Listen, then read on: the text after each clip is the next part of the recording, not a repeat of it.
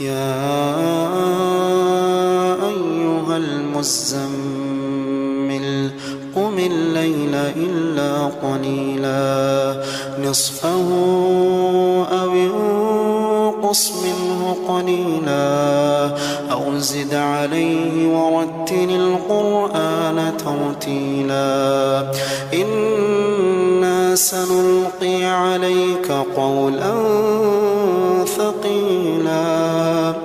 إن ناشئة الليل هي أشد وطئا وأقوم قيلا إن لك في النهار سبحا طويلا واذكر اسم ربك وتبتل إليه تبتيلا رب المشرق والمغرب لا إله إلا هو فاتخذه وكيلا واصبر على ما يقولون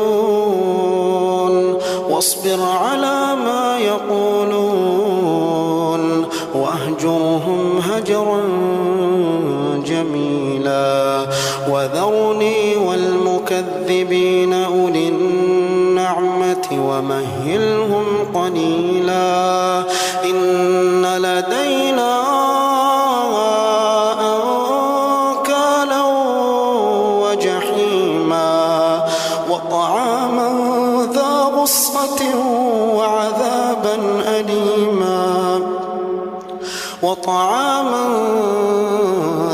غصة وعذابا أليما يوم ترجف الأرض والجبال وكانت الجبال كثيبا مهيلا إنا أرسلنا إليكم رسولا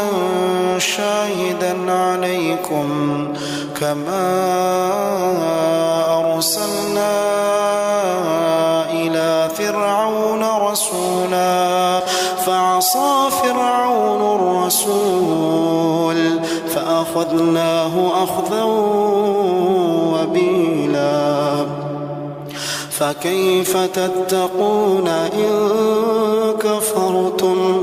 فكيف تتقون إن كفرتم يوما يجعل الولدان شيبا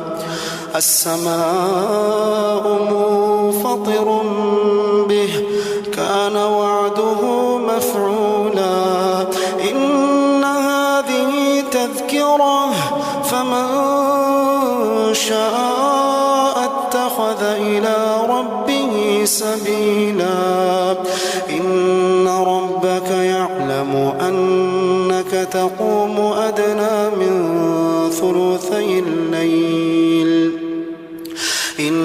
ربك يعلم أنك تقوم أدنى من ثلثي الليل ونصفه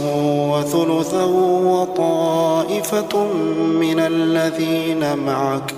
والله يقدر الليل والنهار علم أن لن تحصوه فتاب عليكم فاقرؤوا ما تيسر من القرآن علم أن سيكون منكم مرضى وآخرون يضربون في الأرض يبتغون من فضل الله وآخرون يقاتلون في سبيل الله فاقرؤوا ما تيسر منه وأقيموا الصلاة وآتوا الزكاة وأقرضوا الله قرضا حسنا وما تقدموا لأنفسكم من خير تجدوه عند الله هو خيرا وأعظم أجرا واستغفروا الله إن الله غفور رحيم